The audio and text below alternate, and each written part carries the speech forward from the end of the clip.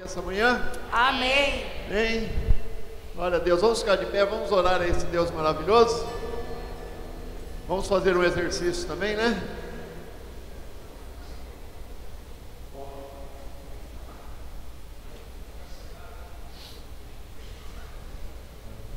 Vamos orar a esse Deus tão maravilhoso. Obrigado, Senhor, porque o Senhor nos dá o privilégio de mais este dia de vida. E o Senhor nos dá o privilégio de vivermos como tua igreja, como a noiva de Cristo. O Senhor nos dá o privilégio de vivermos para te servir. O Senhor nos dá o privilégio de vivermos como discípulo de Jesus. Obrigado, Senhor. Obrigado porque é o Senhor quem nos guarda, é o Senhor quem nos sustenta. Obrigado, Senhor, porque nós podemos logo de manhã agradecer pela bênção da vida que o Senhor nos dá. Obrigado, Senhor, porque estamos reunidos aqui nesta manhã com toda a liberdade para louvarmos, adorarmos o Teu nome, para podermos abrir a Tua palavra e poderemos aprender e ser ministrado de forma especial pelo Senhor. Obrigado por tantas bênçãos, Deus, em tão pouco tempo de vida já neste dia. Que cada instante nós caminhemos sempre agradecidos ao Senhor. E nós oramos agradecidos nesta manhã, em nome de Jesus. Amém. Amém. Amém. Vocês podem se assentar. Gostaria que abrisse a Bíblia no livro de Isaías.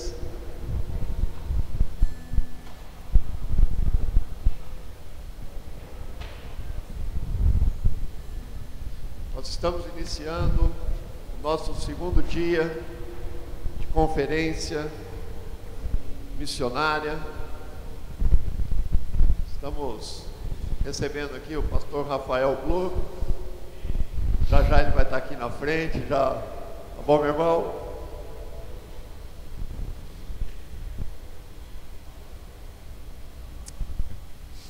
Nós vamos iniciar aqui com esse texto de Isaías 54. Da mesma forma que iniciamos a conferência ontem, para que a gente possa se lembrar de alguns aspectos importantes que Deus nos deu como visão, como direção, desde o início da Igreja Evangélica das Nações. Diz assim a palavra de Deus, Isaías 54, a partir do verso 1. Canta alegremente, ó estéril, que não deste à luz, exulta com alegre canto e exclama: tu que não tiveste dores de parto, porque mais são os filhos da mulher solitária do que os filhos da casada, diz o Senhor. Alarga o espaço da tua tenda, estenda-se o toldo da tua habitação, e não o impeças. Alonga as tuas cordas e firma bem as tuas estacas, porque transbordarás para a direita e para a esquerda. A tua posteridade possuirá as nações e fará que se povoem as cidades assoladas. Nesta manhã eu quero destacar aqui o final do verso 2. Alonga as tuas cordas. Primeiro eu quero lembrar por que nós chamamos as nossas reuniões nas casas de cordas. Está afirmada nesse texto. Essa é a visão que Deus nos deu, que as cordas são as nossas reuniões lá nas casas, como está aqui. E a direção que Deus nos dá é alonga. Essas cordas têm que se estender, elas têm que ser bem alongadas. Então nós não podemos parar a obra missionária como igreja em momento algum, amém? As cordas têm que ser alongadas. E é por isso que nós estamos aqui neste final de semana com a nossa conferência missionária, para que nós não nos esqueçamos daquilo que Deus mandou a gente fazer. Nós somos um povo missionário, amém? Amém. E como que nós cumprimos com a nossa missão? Alongando as nossas cordas. Então durante toda esta manhã fique muito atento àquilo que Deus nos chamou para fazer. E hoje, de forma especial, nós vamos poder ser ministrados de uma forma simples de alongar as nossas cordas. Amém? Amém. Então abra o seu coração, esteja pronto para ouvir aquilo que Deus tem para nós nesta manhã. Amém? Amém? Vamos louvar a esse Deus maravilhoso? Amém? Vamos nos colocar de pé de novo. Emerson. Amém.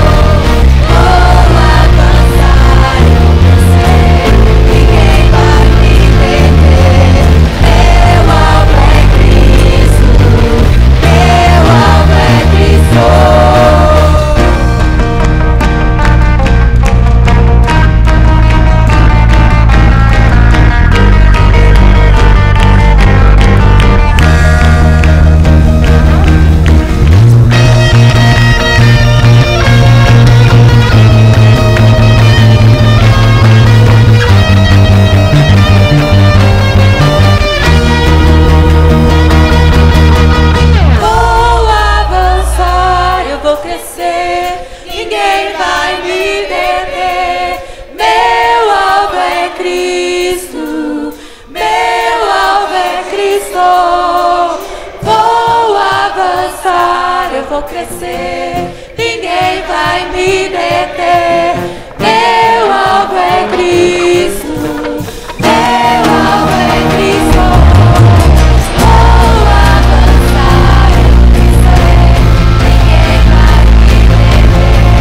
Meu alvo é Cristo, meu alvo é Cristo.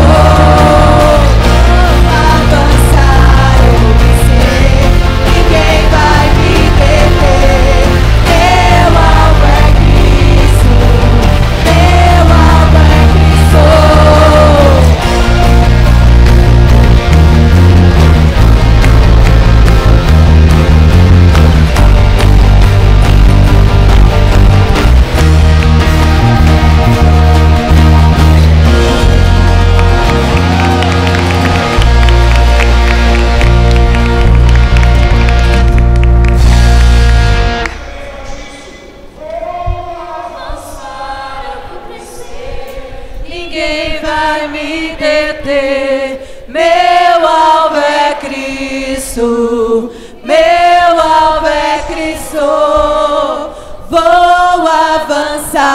eu vou vencer.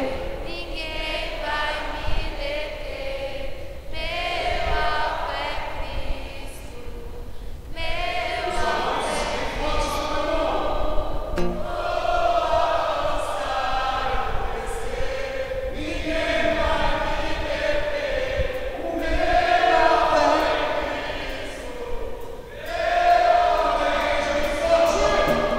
Vou avançar, eu vou crescer.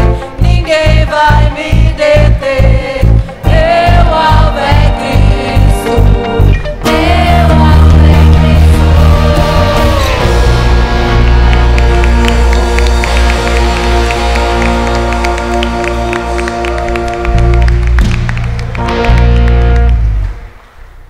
Você será pai de multidões. Amém. Amém. Você será uma mãe Amém. Amém. das multidões. Amém. Você consegue olhar ao redor da tua casa e dizer: eu sou o homem de lugar. Amém, Jesus. Não sei se vocês ouviram. Você consegue olhar agora pela fé no teu bairro, Amém. onde tem lá a porta da tua casa, ou onde você está, onde você pode ainda não ter, mas vai ter. E você consegue dizer pela fé agora: eu sou Eu a sou. porta da bênção desse bairro. Amém. porta da bênção Amém, desse Jesus. bairro. Amém, Senhor. Eu sou. Eu sou a porta da bênção desse bairro. Eu profetizo em nome de Jesus. Amém.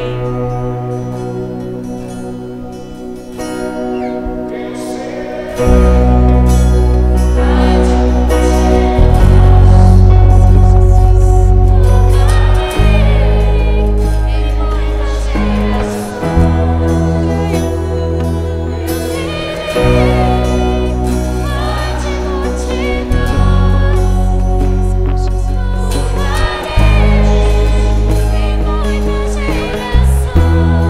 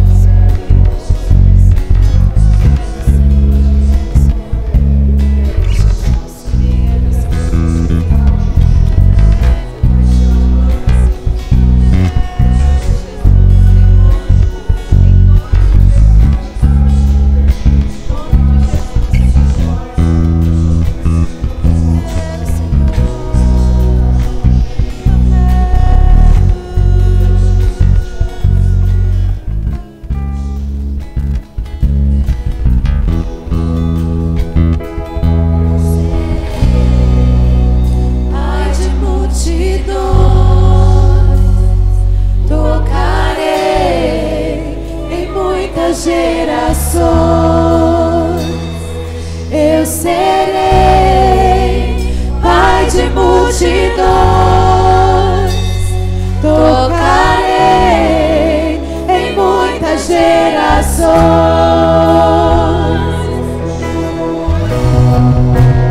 Tão distante, tão sozinho, buscando salvação. Eu vejo órfãos e viúvas, filhos pródigos, tão longe do Pai, consolar os que choram, libertar os cativos, preparar o caminho, anunciar a salvação. Eu serei pai de multidões, tocarei em muitas gerações. Eu serei pai de multidões, tocarei em muitas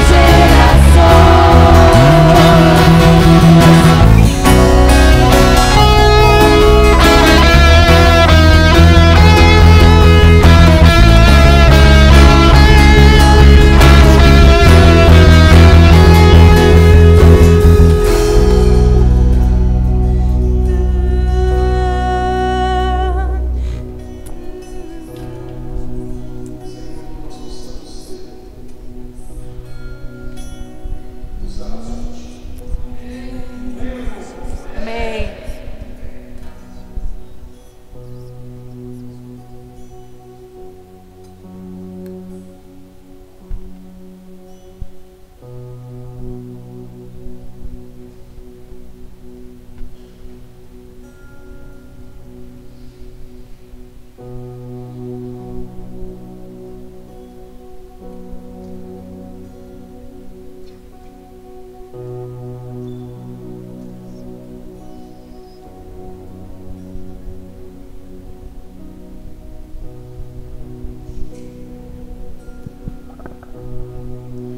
Que o nome do Senhor seja glorificado, amados. Glória ao nome do Senhor. Amém.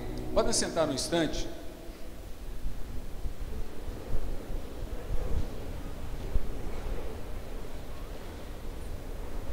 Nós teremos agora uma arrecadação de oferta especial.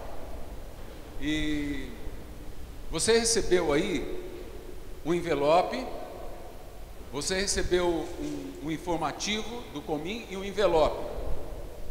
Você não vai usar isso agora, tá? Você vai trazer a sua oferta especial em aberto e vai colocar na salva a sua oferta especial. Você não vai trazer no envelope. Esse envelope é para outra coisa, nós vamos falar dele no final, ok? Nós precisamos da sua ajuda para nós mantermos a nossa conferência. Então, agora eu peço a você, poderia ficar lendo o texto da palavra aqui para você, mas você é muito consciente daquilo que deve fazer e da necessidade que temos como corpo de nos juntarmos para fazer aquilo, para executar aquilo que temos para realizar. Então você agora propõe no teu coração aí uma oferta ao Senhor e traz essa oferta. Eu vou pedir que as diaconisas já fiquem aqui à frente. Depois no final nós vamos ter esse trabalho com o envelope, ok? Muito bem. Vocês ensaiaram o baiãozinho, né? Vocês ensaiaram, nós não íamos tocar, mas você sabe bater ele aí? Você bate ele no violão? Então vamos só no violão só? Tem aí Minha Casa é uma Corda? Tem? Coloca aqui para mim.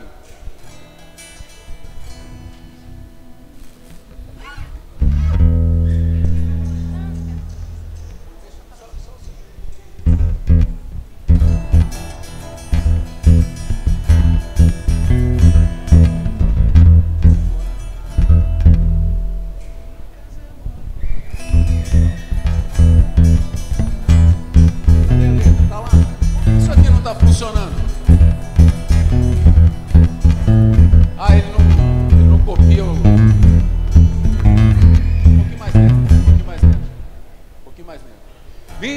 casa é uma corda, minha corda é a igreja, minha vida é missionária, sou discípulo de Jesus. Vem comigo. Minha casa é uma corda, minha corda é a igreja, minha vida é missionária, sou discípulo de Jesus. Você já aprendeu o resto? Quando eu encontrei Jesus, Ele veio acompanhado, trazendo tanta gente que fora escravizado. Ele apontou para elas e me disse bem assim: se tu me amas de verdade, cuida delas para mim. Se tu me amas, cuida delas. Se tu me amas, cuida sim. Se tu me amas de verdade, cuida delas para mim. Se tu me amas, cuida delas. Se tu me amas, cuida sim. Se tu me amas de verdade, cuida delas para mim. Minha casa é uma corda, minha corda é a igreja, minha vida é missionária, sou discípulo de Jesus. As mulheres cantam, os homens encontram, tá? Vamos lá, mulheres. Minha casa é uma corda, minha corda é a igreja, minha vida é missionária, sou discípulo de Jesus. Sabe a letra, eu não lembro. Eu te digo, meu irmão, sozinho posso não. Precisamos nos juntar para cumprir essa missão. Todo membro um discípulo, todo discípulo um líder missionário. Como membro missionário, se tu me amas, cuida delas. Se tu me amas, cuida sim. Se tu me amas de verdade, cuida delas para mim. Diga, se tu me amas, cuida delas. Se tu me amas, cuida sim. Se tu me amas de verdade, cuida delas para mim. Os homens, minha casa é uma corda, mulheres. Minha corda é a igreja.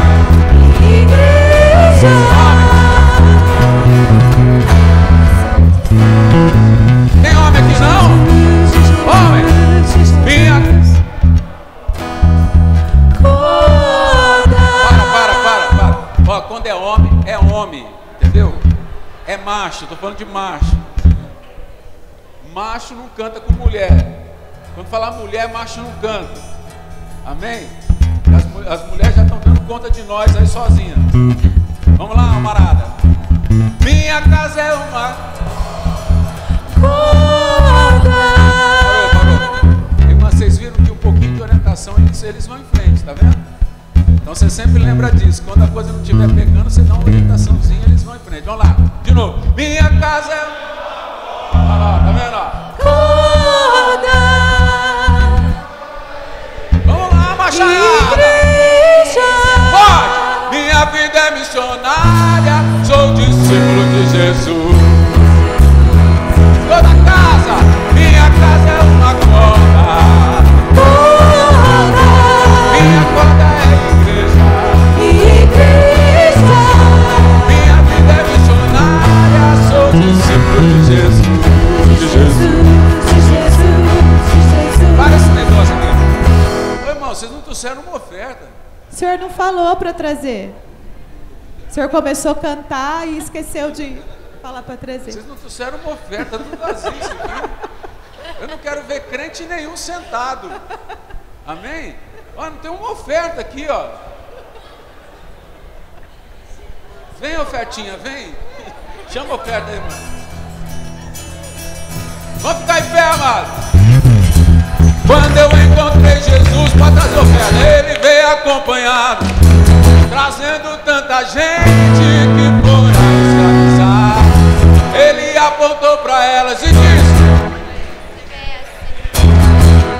amas de verdade, se tu me amas, cuida delas. Se tu me amas, cuida sim. Se tu me amas de verdade, cuida delas para mim. Se tu me amas, cuida delas. Se tu me amas, cuida sim. Se tu me amas de verdade, cuida delas para mim. Agora eu queria somente os anfitriões cantando, aqueles que têm corda em casa. Somente os anfitriões cantando, porque o restante vai cantar pela fé depois, né? Vamos lá, só os anfitriões. Minha casa é uma corda,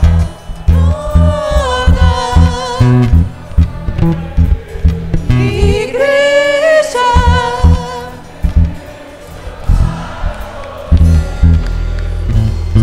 é gostoso cantar, né? Vamos lá. Minha casa é uma corda,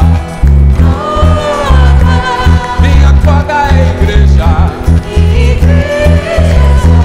minha vida é missionária, sou discípulo de Jesus.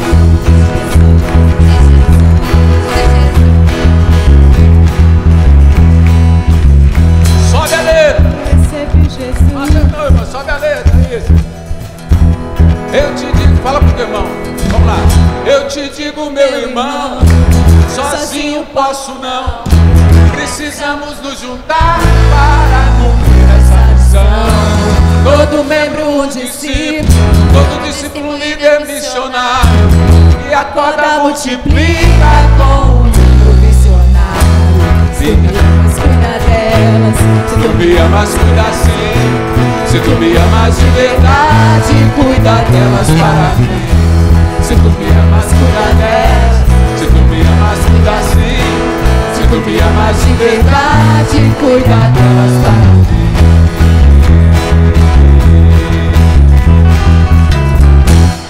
Amém, amém.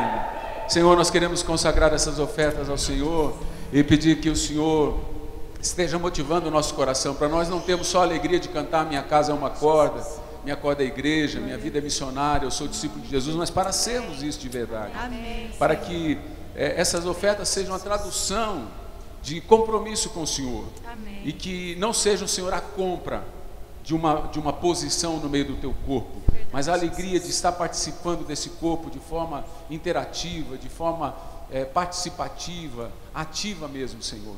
Graças te damos por cada um que aqui entregou a sua oferta e pelos irmãos que gostariam de ter entregue e não puderam, não trouxeram dinheiro nesse momento, Senhor, mas eu te louvo por todos os que têm o coração aberto para fazer a tua obra e ajudar na tua obra, em nome de Jesus, Senhor. Amém. Podem sentar, queridos.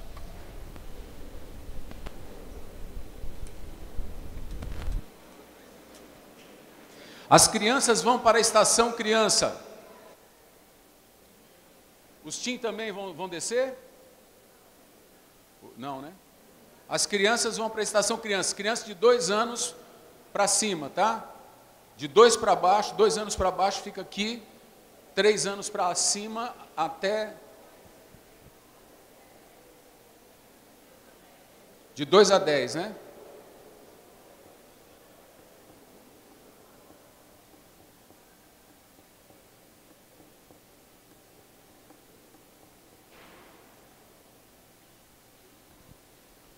Esse relógio aqui tá louco. Quem que arruma esse relógio aqui? Esse relógio tá doidão. Vou tirar ele daqui. Queria apresentar para vocês. Quantos estiveram aqui ontem à noite? Quem esteve aqui ontem à noite? Levanta a mão. Amém. Glória a Deus. Quero lembrá-los o seguinte. Hoje, de manhã, pela manhã, nós vamos ter uma palavra diferente de ontem à noite. Então, quem não veio ontem à noite perdeu muito. Quem não veio ontem à noite perdeu muito. Mas hoje você vai ter oportunidade de ter um banquete do Senhor. Agora, à noite, nós temos uma outra palavra. Nós estaremos encerrando a nossa conferência missionária. É a primeira conferência de 2015 e a primeira conferência nesse modelo 7. Por isso, não falte à noite. Não faça do culto uma missa, né? Eu cumpri com a minha missa, já fui à missa hoje, já fiz a minha parte, né? Não é assim que funciona. Quando nós vimos para o culto matinal, no dia a dia, tudo bem. Aí você veio para o culto e à noite tem um culto da mesma forma, você já esteve no culto já. Mas hoje é diferente, hoje o culto de manhã é um e o culto à noite é outro, eles se complementam. Então se você ficar só de manhã, você vai perder tudo aquilo que Deus tem para nós na parte da noite. Então não falte à noite. Quantos contataram com a sua corda? Levanta a mão. Quem contatou com a sua corda? Então hoje você liga para eles lá e dá um ultimato para eles, né? Dá um mata-leão neles. Amém. Nós teremos duas partes, prestem atenção, amados. Nós teremos duas partes essa manhã, né? São duas partes de 40 minutos. Então nós vamos ter uma primeira palavra, depois vamos ter um intervalo, depois vamos ter uma segunda palavra e então nós vamos partir para o encerramento. Ok? Então você não vai embora. A hora que terminar a primeira palavra, não terminou o culto. E eu fico muito triste quando vejo que um irmão ou uma irmã ainda não entendeu a profundidade daquilo que Deus está nos dando. O apóstolo Paulo orava pedindo a Deus para que desse para a igreja compreensão do mistério. Porque a igreja, apesar de ser cheia de amor, apesar de ser cheia de fé, a igreja, ele falando a igreja de Éfeso, a igreja ainda carecia de uma compreensão melhor daquilo que Deus estava fazendo. Porque, amados, o que Deus está fazendo não é natural, é sobrenatural. E nós precisamos de uma compreensão que atinja os caminhos mais altos, os pensamentos mais elevados do Senhor. E essas coisas a gente não atinge com a cabeça da gente. Se você for pela tua cabeça, você vai embora daqui a pouco. Sabe por quê? Porque o que estamos fazendo não é natural. Não é natural a gente sentar e ficar escutando um camarada falar sobre Bíblia. Não é natural. Por isso que o povo que é natural, o povo que tem a sua natureza humana só, não tem natureza divina, eles não querem assistir. Eles não querem participar. Eles não querem interagir com a igreja. Por quê? Porque é natural que o homem não queira Deus. Então, se você deixar a tua natureza dominar, daqui a pouco você vai embora. E depois, quando acabar o culto da manhã, você não volta à noite. Porque a tua natureza, como a minha, é preguiçosa. Ela não quer. Ela não quer. E a tua carne vai lutar contra o teu espírito e vai dizer para você, não vá, não participe. Mas o que temos aqui hoje pela manhã e o que temos à noite é algo pontual para a vida da igreja. É algo importantíssimo você ouvir e você entender, compreender. Não só ficar de assistente aqui, ouvindo o pastor falar, pensando assim, que pregação boa, ou que pregação não tão boa, ou que pregação ruim, que pregador não é legal, ou que pregador maravilhoso, como eu escutei ontem, né? Que pregador maravilhoso que o pastor trouxe, né? Vieram elogiar você para mim, viu, Rafael? Que pregador maravilhoso o pastor trouxe, né? Então, não é isso, irmãos, é estar sentado aí, com a mente em Cristo e dizendo para o Senhor, Senhor, me ajuda a entender além daquilo que este homem teu está falando. Me ajuda a entender não só as palavras, mas o espírito da palavra, o que vem por trás disto, o que ele não pode explicar, mas só o teu espírito pode dar a entender, os teus caminhos, os teus pensamentos, o teu amor. Peça para o Senhor, enquanto você vai ouvindo, vai pedindo para o Senhor, Senhor, me faça entender isso. Me faça entender a profundidade desse mistério. Amém, irmãos? Se a gente não viver nessa dimensão, a gente fica que nem aquele crente que cumpre a missinha e vai embora. Aí chega lá no final, o Senhor fala, eu não te conheço. Como o Senhor não me conhece? Eu estava todo dia na igreja. Todo dia em que igreja? Não existe estar na igreja. Ou você é igreja ou você não é igreja. Não existe esse negócio de estar na igreja. Começou errado aí. Você quer renovar o teu discurso?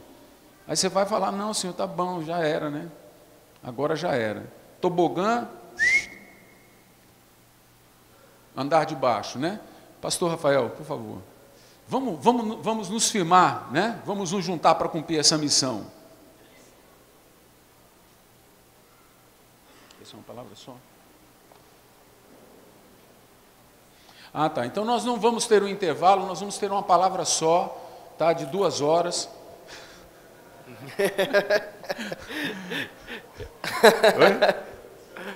Oi? Ficou animado. Glória. É comigo mesmo. Comigo mesmo, o pastor gosta de falar. Vamos orar, amados?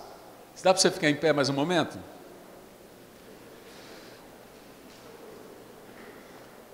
Antes de orar, eu quero dizer para você que essa manhã é uma manhã de quebra de paradigmas. Nós vamos ter que tirar muito entulho que está na nossa cabeça. Muita coisa que trazemos aí de muitos anos, porque Deus está fazendo coisas novas na terra. Amém?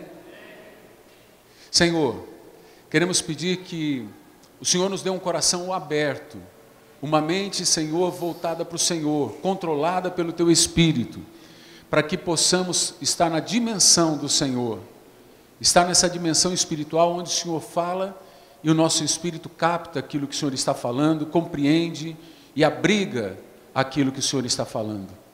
Queremos Te agradecer pela vida do Teu servo, que o Senhor trouxe para nos ministrar a vida, o coração, ministrar a Tua casa. Enche ele do Teu Espírito e capacita-o para esta hora. Eu Te peço, agradecido em nome de Jesus. Que o povo de Deus diga amém. Amém. Obrigado, pastor João. Deus abençoe. Pastor. Tá bom. Não, eu pode deixar aqui, ó. Não, como é que é? Tá ligado.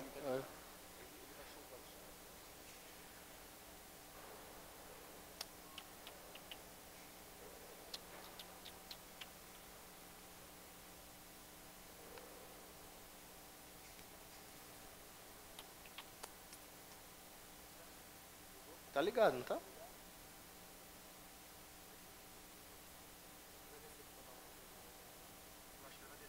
Ah, tá bom. Ele tava vindo ali. Hã? É. Tá vindo ali. Ah, tá bom, tá bom.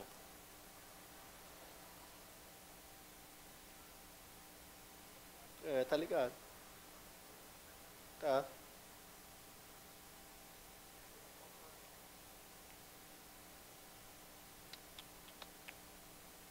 Alô?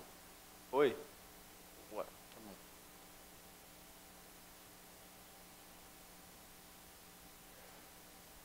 Que o nome...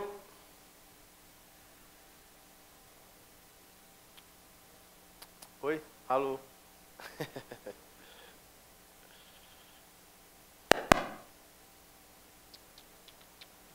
Tá certo esse aqui? Que tá na laranjinha?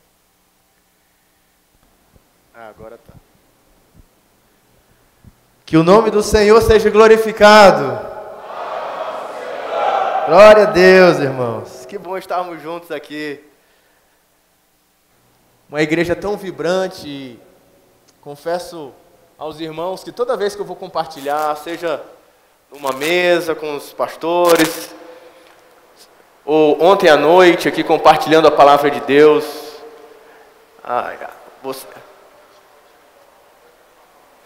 nós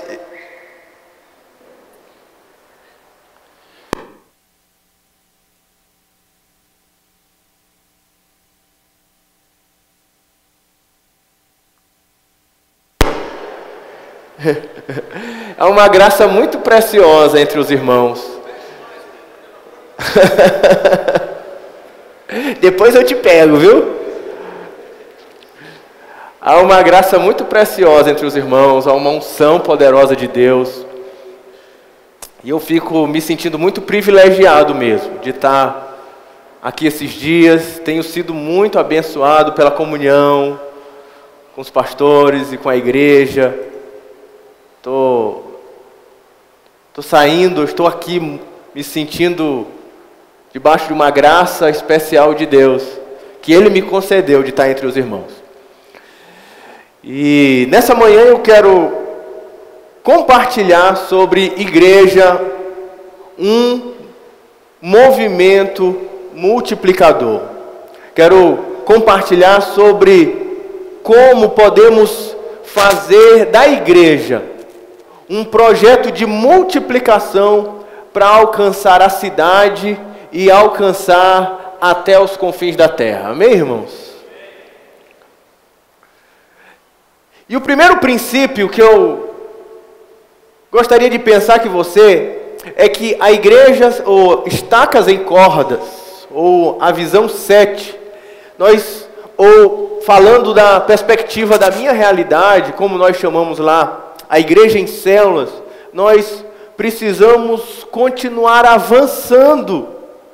E a perspectiva de avançar nesses dias é de avançar no princípio da multiplicação. Em Gênesis capítulo 1, versículo 28, o que diz a palavra de Deus?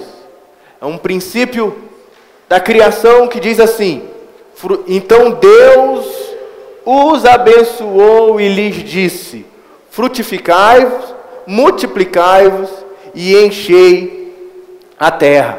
Sujeitai-a, dominai-a sobre os peixes do mar, sobre as aves do céu e sobre todos os animais que se arrastam sobre a terra.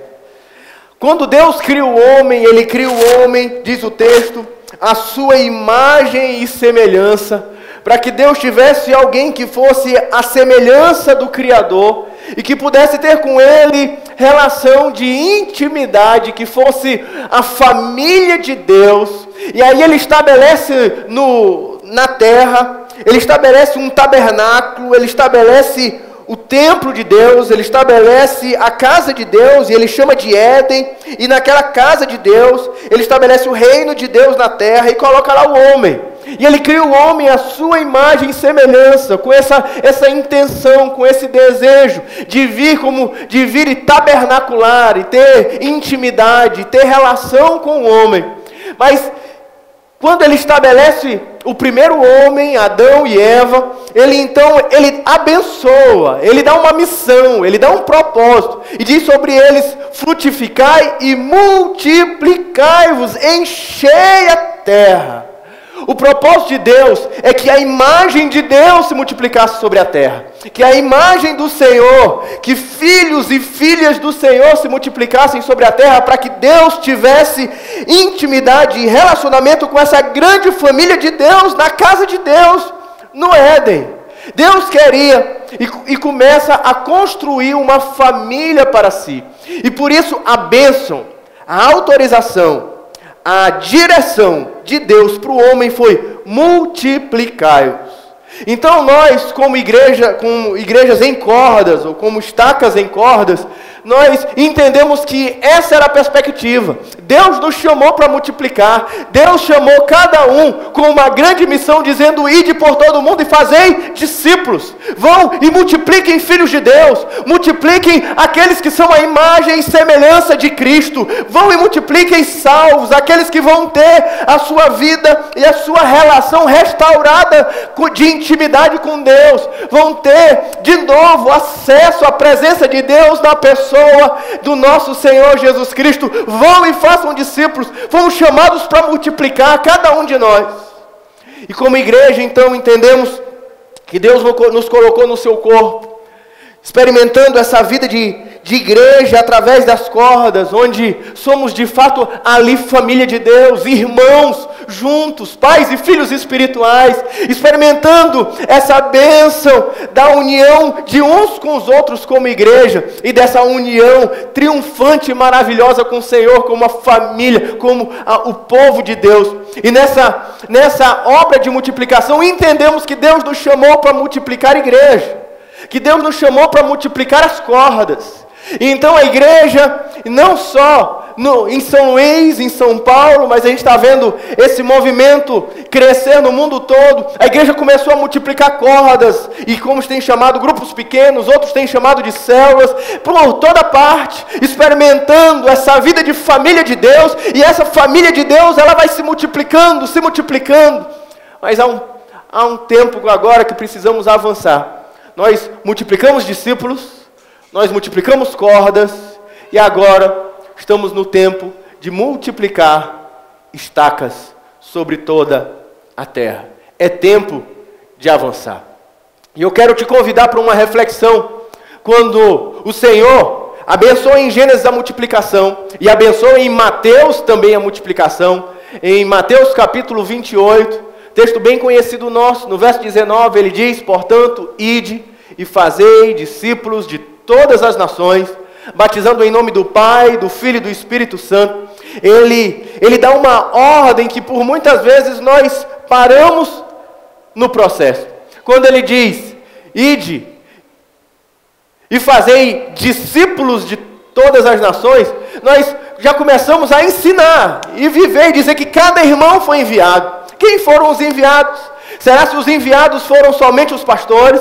Será se os enviados foram somente os líderes de corda? Será se os enviados foram somente alguma tropa especial do reino de Deus? Mas aquela ordem era uma ordem para todos os discípulos. As últimas palavras do Senhor, a ordem máxima, a direção da igreja. Ele disse para todos os crentes, vão e façam discípulos. Todos os crentes foram chamados para isso. E aí começamos a mobilizar. Começamos a enviar líderes de cordas, começamos a enviar discipuladores, começamos a enviar todos os crentes a entender o sacerdócio universal. Não é somente o pastor que foi chamado, não é somente um grupo especial da igreja que foi chamado, mas todos foram chamados para se engajar na obra de Deus e cumprir a grande missão, ide e fazei discípulos. Mas paramos aí, e aí começamos a fazer discípulos nas nossas casas, nos nossos familiares, em meio aos nossos amigos, e começamos a evangelizar pessoalmente. Isso já é muito precioso, mas só que tem uma perspectiva que muitas vezes nós paramos no processo. Ele diz assim, ide fazer discípulos, mas não para aqui, de todas as nações. A grande comissão em Atos 1:8, ele ainda deixa mais claro o que significa de todas as nações, quando ele diz assim, mas recebereis poder, ao descer sobre vós o Espírito Santo, e ser-me-eis testemunhas. Aonde? Tanto em Jerusalém, como na Judeia, Samaria, e até os confins da terra.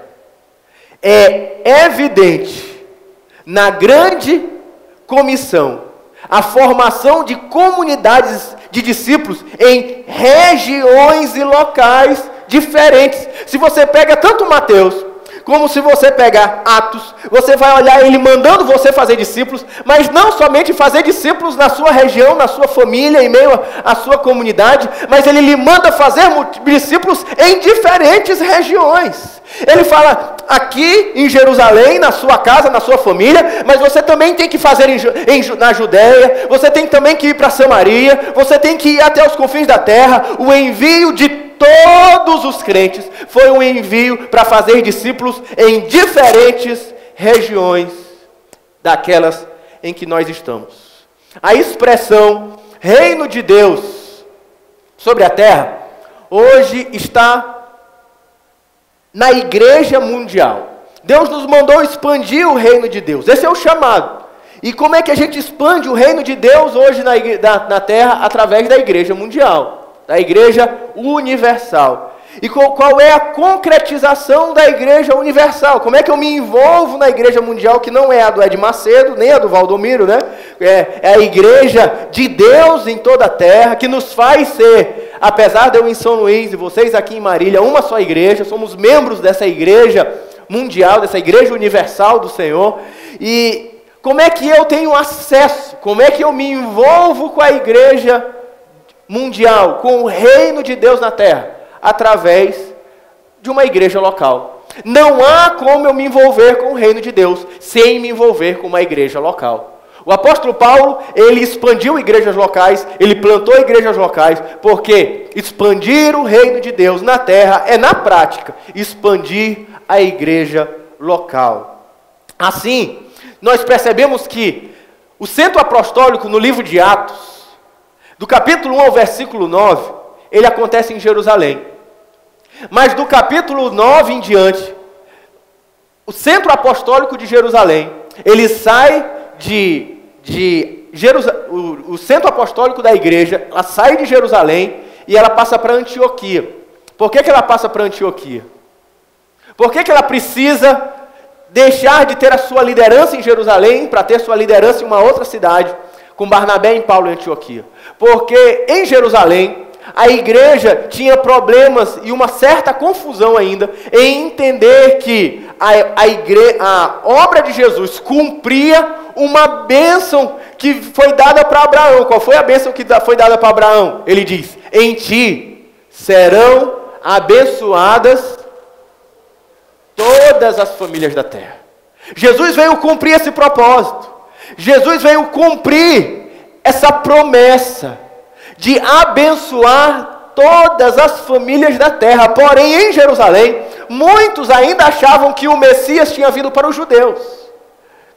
E se converter ao reino de Deus era se tornar um judeu.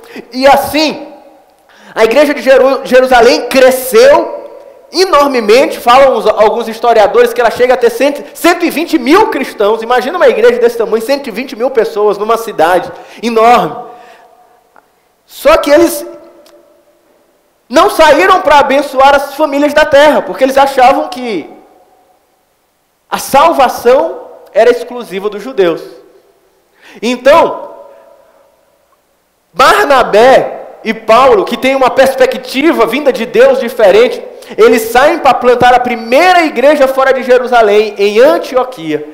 E como eles acabam recebendo em Atos 13 uma missão dirigida pelo Espírito Santo, dizendo: vão agora plantar igrejas por todo o mundo. E ali do capítulo 13 em diante, Paulo e Barnabé saem com uma missão muito clara: espalhar o reino de Deus e abençoar todas as nações da terra. Como? Plantando várias tendas e estacas por toda a parte. Foi assim que Paulo expandiu o reino de Deus. E por isso, como a visão ou entendimento claro da obra e do propósito e do cumprimento da promessa de Deus estava ali com Paulo e Barnabé, o centro apostólico muda para Antioquia. Assim, quais são as marcas do ministério de Jesus? O ministério de Jesus, ele é marcado por templos. Quando Paulo sai para plantar igrejas ou tendas ou estacas, em toda parte, pelo mundo todo, o que ele estava pensando, o que ele tinha em mente, irmãos? Vou plantar grandes templos e fazer grandes eventos, organizar grandes estruturas, vou gerir poderosos orçamentos e vou conquistar a terra. Era a visão de Jesus, era a visão de Paulo? Será isso que estava na mentalidade de Jesus? A mentalidade de Jesus era de sair em meio de Cafarnaum, na região da Galileia, em Nazaré, e entre os gadarenos, ou ir em Jerusalém, abrindo salões, e preparando campanhas de cultos, de milagres às quartas-feiras. Ele, por acaso, pega os apóstolos e organiza ele em departamentos e estruturas bem geridas, com metas, missões claras. Você é estrutura, você vai ficar pela finança, você é o marketing. Paulo, Pedro, você vai ser responsável pelo trabalho de expansão. E ali ele monta uma organização com os apóstolos e diz: agora nós vamos conquistar o mundo.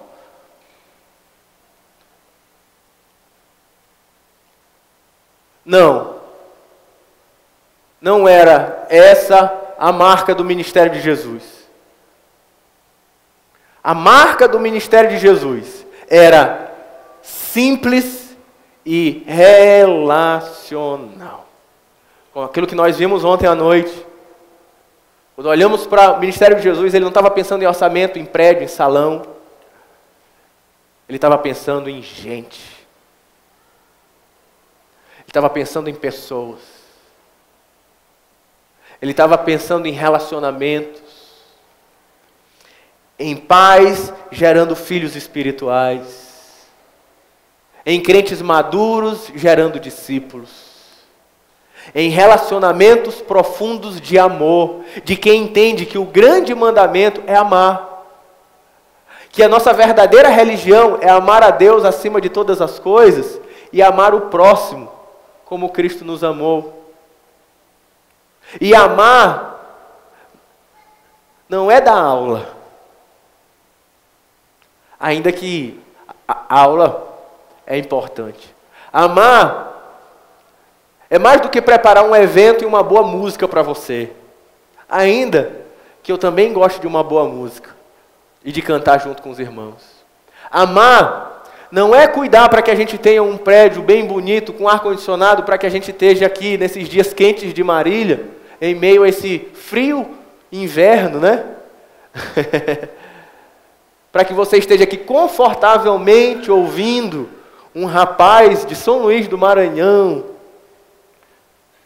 Ainda que eu fico feliz de estar aqui falando com os irmãos, mas amar é estabelecer relação profunda de companheirismo, de serviço, de cuidado, de fidelidade entre pessoas. Essa é a nossa religião. Se você quiser ser religioso, pastor, eu quero ser uma pessoa religiosa, então não fique vindo para o culto só. Fique se relacionando amorosamente com pessoas e com Deus. E isso é simples. E isso é barato. E isso depende muito pouco de estruturas. Depende muito mais de coração. Por isso, cutuca o ombro do irmão que está do seu lado e diga assim: é com você que ele está falando, viu, irmão? Não fique pensando assim, mas se aquele outro irmão ouvisse essa história, né?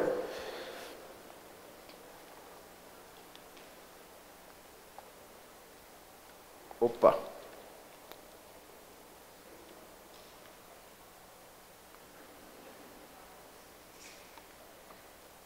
Tecnologia, irmãos, é uma coisa abençoada, mas também, né?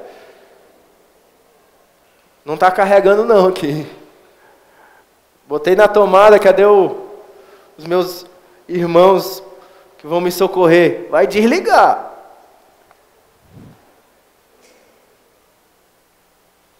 Não, carregando não. Vamos ver o modelo de Paulo, o modelo pelo qual Paulo planta igrejas. Como é que Paulo, se você pega... Opa, agora foi. Obrigado, irmão. Você resolveu aí o mistério. Se você pega o apóstolo Paulo, ele, de Atos capítulo 13 em diante, ele sai plantando igrejas, com Barnabé, com Silas, e ele planta cerca de 59 igrejas ao longo da sua vida. Mas Paulo, ele plantou, formou liderança, supervisionou, instruiu, doutrinou pessoalmente e através das suas cartas às igrejas locais. Esse foi o seu trabalho. Ele formou, supervisionou, instruiu, doutrinou, plantou igrejas locais. Essa era a tarefa de Paulo. Mas a visão de Paulo na plantação de igrejas era muito diferente da nossa visão de plantação de igreja dos nossos dias. Paulo, ele plantava uma igreja e ia embora em poucos meses. Imagina, irmãos, Paulo fazia uma viagem, chegava numa cidade, passava com eles, alguns ele passou, como em Éfeso ele passou 2 anos, algumas ele passou um bom tempo, como em Antioquia, ele passa a vida dele toda lá, boa parte da vida dele lá, mas algumas, tem algumas que ele passa 2 meses. Você consegue imaginar ele passando chegando no lugar, e em 2 meses, ele ganha as pessoas para Jesus, prepara a liderança, doutrina a igreja, em 2 meses vai embora e deixa eles sozinhos. 2 meses de crente, quem é que estava liderando essa igreja? Qual é, da nossa perspectiva, qual é a compreensão doutrinária que eles tinham para tal? Qual o preparo? Mas essa era a realidade de Paulo. Mas como é que Paulo fazia isso? Porque Paulo plantava igrejas simples, com liderança simples. Não dá para preparar um pastor no seminário teológico em 2 meses, porque eram líderes simples, baseada nas cordas, baseada nas casas. E o que ele fazia de especial? Ele ficava mentoreando, enviando cartas. Tanto que a segunda viagem missionária dele, a primeira ele sai plantando igreja, na segunda ele sai visitando muitas das igrejas que ele já tinha plantado. Para quê? Dando mentoria para aquelas igrejas e para aqueles líderes, aqueles presbíteros que tomavam conta daquelas igrejas. por que nós achamos tão difícil plantar uma nova igreja? Quais as exigências de plantação de igreja no padrão atual? Uma igreja para plantar hoje tem que ter um pastor ordenado. E um pastor ordenado leva quanto tempo para ser formado, irmãos? 4 anos, mais ou menos. Por baixo, uns 2 anos. Então, quando a gente pensa em plantar a igreja assim, irmãos, Deus está fazendo uma obra em Antioquia, nós precisamos montar e plantar uma igreja lá, vamos colocar uma corda lá, uma estaca lá, vamos começar. Irmão, espera aí, vamos planejar então.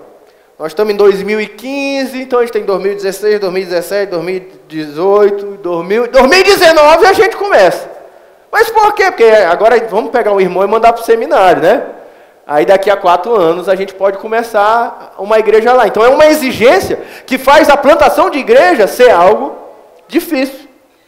Por quê? Porque a gente pensa que plantar uma igreja, plantar uma estaca, a gente tem que ter um número suficiente, um número adequado de pessoas. Não, eu só posso plantar uma estaca se eu tiver acima de 40 pessoas e que eles sejam autossustentáveis. Então eu posso plantar uma estaca em algum lugar. Por que nós achamos difíceis? Porque achamos que precisamos de uma reunião pública. Não, mas para eu plantar uma estaca eu tenho que alugar um prédio, eu tenho que alugar um salão, ou comprar um salão, ou construir um salão, e tenho que ter uma estrutura para ter alguém pregando, um bom ministério de louvor, que não pode perder nada para o ministério de louvor aqui da Zona Sul, com o baixista, o baterista aqui nota 10, o irmão tocando violão, uma bênção. E para eu conseguir montar esse ministério, não, peraí, dá trabalho, vamos começar a mandar os irmãozinhos para a escola de música, vamos escolher aqui, vamos ver como é que nós vamos fazer, porque a gente precisa de uma reunião pública forte, poderosa. E para sustentar toda essa estrutura, aluguel do prédio, a construção do prédio, os músicos, o pastor local que precisa ser pago, tudo isso precisa de um orçamento. E olha, irmãos, um orçamento grande. Então, é difícil plantar a igreja no modelo atual, como a maioria das igrejas se propõe a fazer. E para isso, e eu nem estou falando que precisa de uma estrutura mínima necessária. Que estrutura mínima necessária? Vai precisar de uma escola, professor, diácono, presbítero, vai precisar de gente para cuidar do som, vai precisar de zelador, precisa de uma estrutura para tomar conta de uma estaca nova. Por que nós achamos tão difícil plantar uma igreja? Porque pensamos que vamos ter que gerenciar um emaranhado de programas, estruturas, departamentos e orçamentos, e só da gente falar tudo isso, eu já cansei, irmãos. Vamos largar esse negócio de mão, né? Mas nós precisamos voltar a fazer as coisas como a igreja primitiva fazia. Precisamos voltar a ser uma igreja simples, como a igreja de Jesus, e plantar igrejas simples, como os apóstolos faziam. Por isso, plante igrejas simples.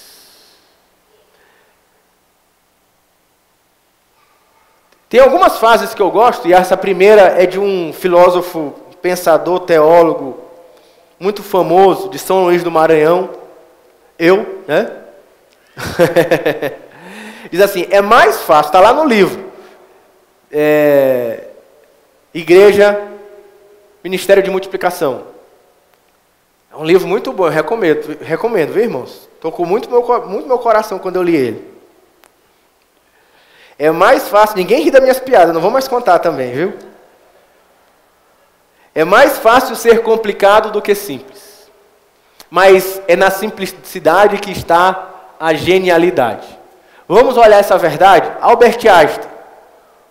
Tudo deve ser feito o mais simples possível. Mas não mais simples que isso. O genial Albert Einstein defende essa ideia. Isso aqui é bom para as mulheres. Eu gosto de dizer essa frase para minha esposa. É de Leonardo da Vinci, um grande cientista e artista. Ele diz assim, simplicidade é o último grau de sofisticação. Então eu digo para minha mulher, você quer ser sofisticada, irmãos? Do último grau, seja simples. Seja simples. Não precisa gastar dinheiro com muita coisa, não.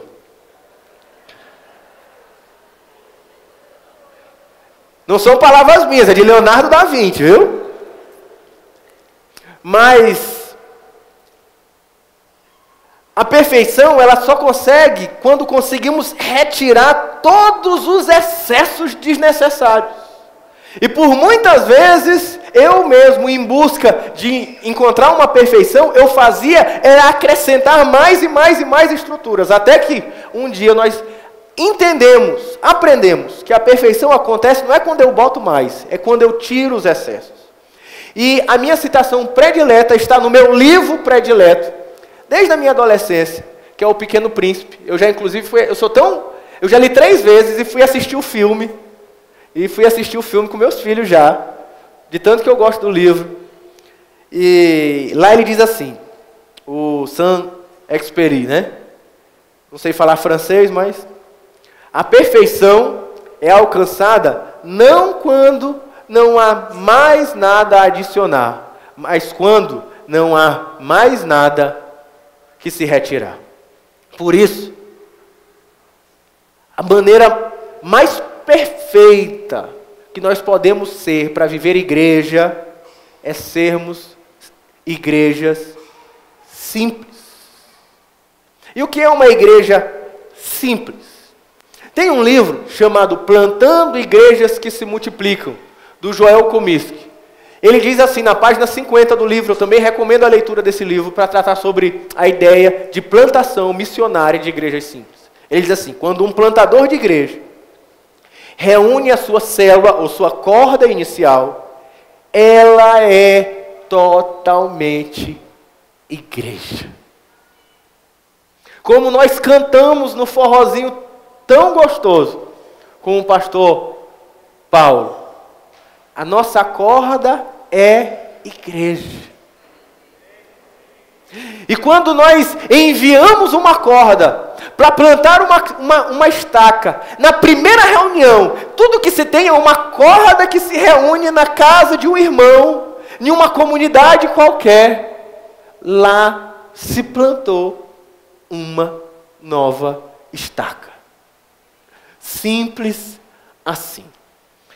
Na página ainda 50 do livro Plantando Igrejas que se Multiplicam, do pastor Joel Comiskey, ele diz assim, quando o meu grupo caseiro se reúne em minha casa, nas noites de domingo, ela é totalmente igreja.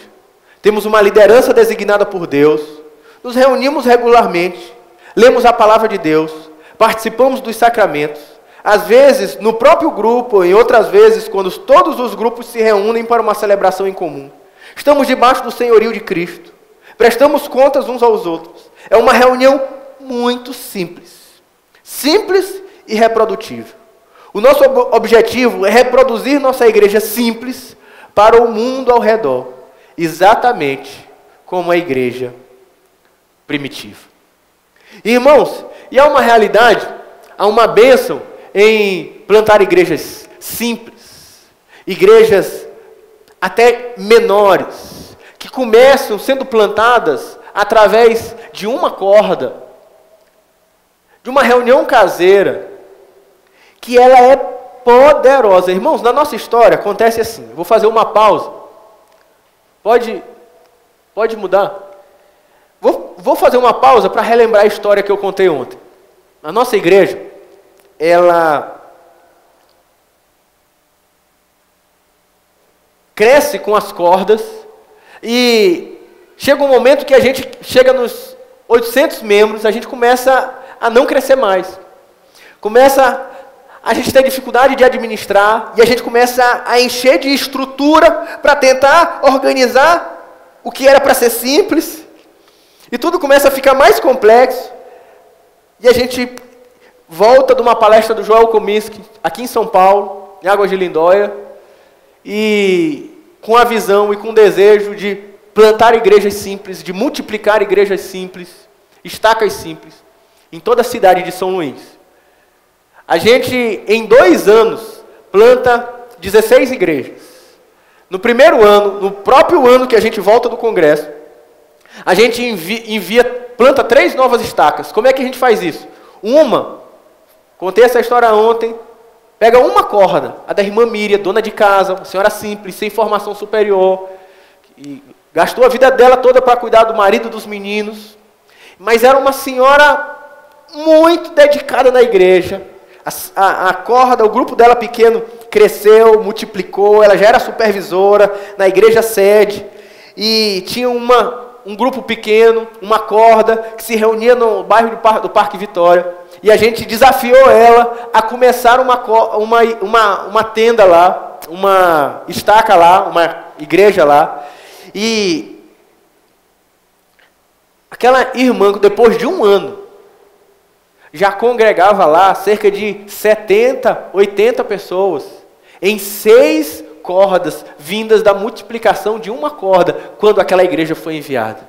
De forma poderosa. O Eloilson, que era um supervisor de célula, que eu acompanhava na igreja mãe, foi enviada com 3 cordas. Ele era supervisor de 3 cordas, e as 3 cordas foram enviadas para plantar uma estaca no bairro da Coab. Depois de um ano, eles eram 14 cordas, reunindo cerca de 150 pessoas. Foi um crescimento extraordinário. Foi aquilo que nós falamos, é isso. Deus, essa é a direção de Deus. E nesse momento eu conheço esse livro, O Crescimento Natural da Igreja, do Christian Schwartz. Ele é uma pesquisa, não é um livro doutrinário, é uma pesquisa estatística, que ele se propõe a responder quais as características das igrejas que crescem no mundo. Então ele saiu pesquisando igrejas no mundo todo, inclusive a igreja do pastor Roberto Lai, esse que esteve aqui com vocês recentemente, foi uma das igrejas pesquisadas pelo Christian Schwartz. Ele começa a fazer perguntas para os líderes de corda, para os pastores, e começa a estudar aquelas igrejas, e quais são as características. E ele percebe várias informações, e uma delas está na relação entre tamanho de uma estaca e crescimento. Ele chegou à informação de que uma estaca, uma congregação de irmãos, de 1 a 100 membros, ela cresce cerca de 63% a cada 5 anos. Enquanto que uma igreja ou uma estaca com cerca de 300 ou mais, entre 300 e 400, ela cresce somente 7% a cada 5 anos.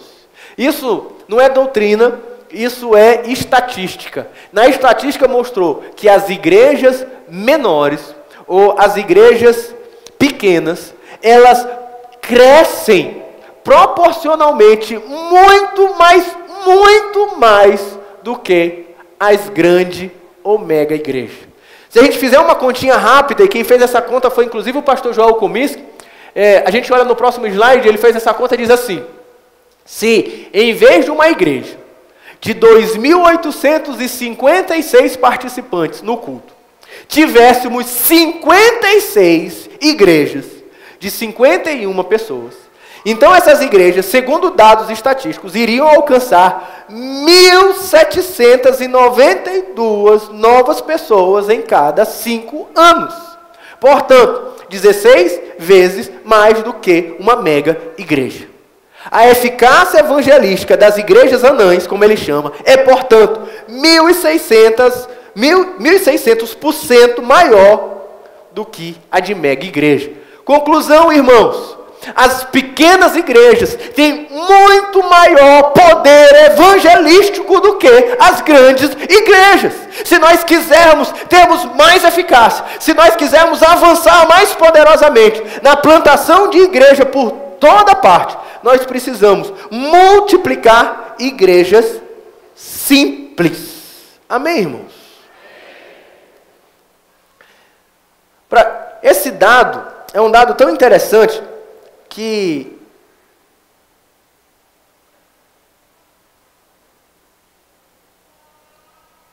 deixa eu pegar aqui uns números para facilitar.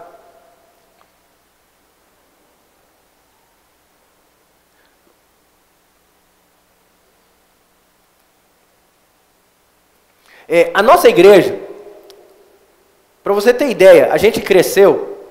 Quando a gente era uma igreja sem cordas, A gente foi fundado em 1993. Começamos as cordas em 2005. A gente tinha 235 membros.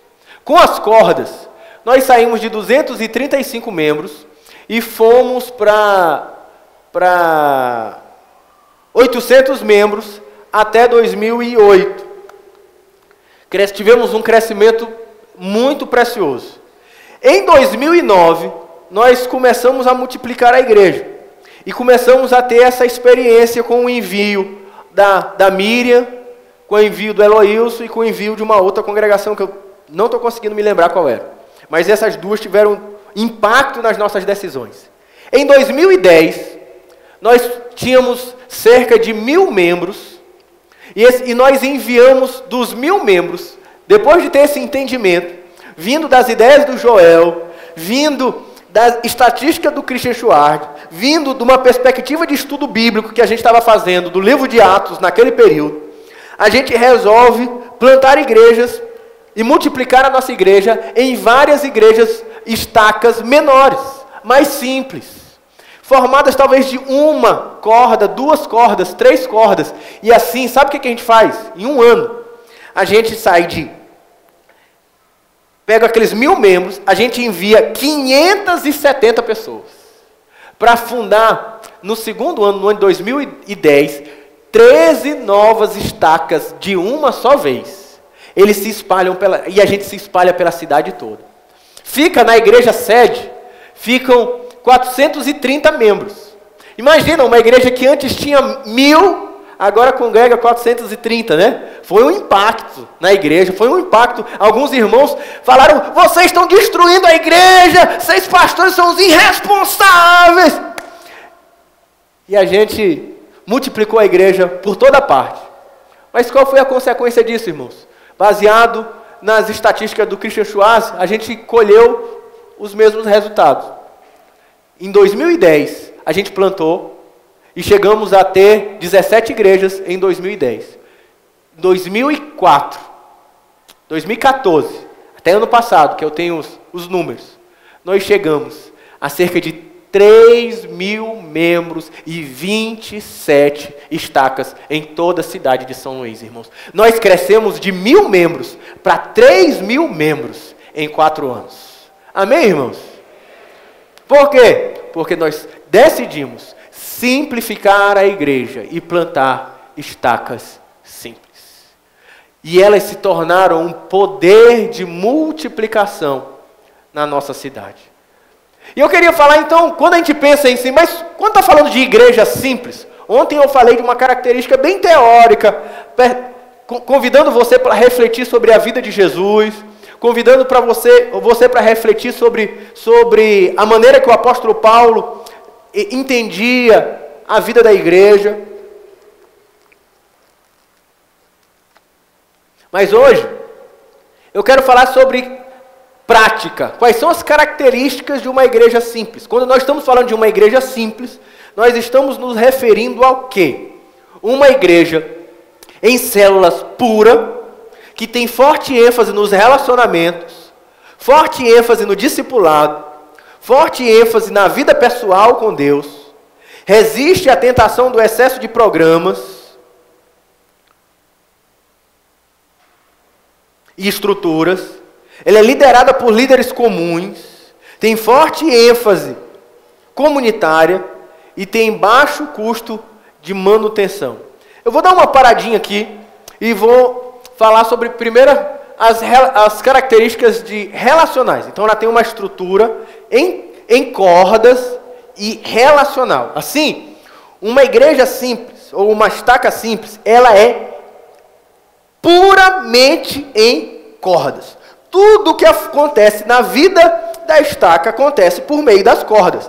É nas cordas que a gente tem comunhão, é nas cordas que a gente faz evangelismo, é nas cordas que a gente faz discípulos e discipulado, é nas cordas que a gente treina os novos líderes da igreja, é nas cordas que a gente possibilita ensino. Então é nessa vida das cordas, tudo funciona por meio das cordas. A corda a vida da igreja está através e por meio das cordas.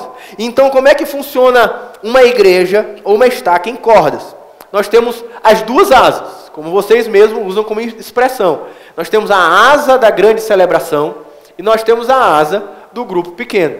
A asa da grande celebração, numa igreja, numa estaca simples, ela se reúne, aquela corda se reúne no domingo à noite, quem sabe são uma corda, ou 2 cordas, ou 3 cordas, daquela estaca pequena, que tem lá seus 40, 50, 60 membros. Dependendo do tamanho daquela estaca, às vezes ela se reúne na varanda de uma casa, ela se reúne, quem sabe, na área de lazer do condomínio, ela se reúne no centro comunitário da comunidade, e lá tem-se o ensino da palavra. E na perspectiva da nossa estrutura, nós, agora falando nós como Maranata lá em São Luís, a gente ensina de fato a palavra dia de domingo. Por exemplo, a gente ensina, nós estamos ensinando o Evangelho de Marcos, versículo por versículo, aos domingos. Então esse domingo eu sei que está sendo pregado pelo aspirante Neto, aspirante ao pastor Neto, ele está pregando no texto de Marcos, no final do capítulo 6, sobre Jesus anda por sobre o mar. E ele está ensinando sobre esse texto, hoje nos 2 cultos, pela manhã, às 10 da manhã, e à noite, às 5 da tarde.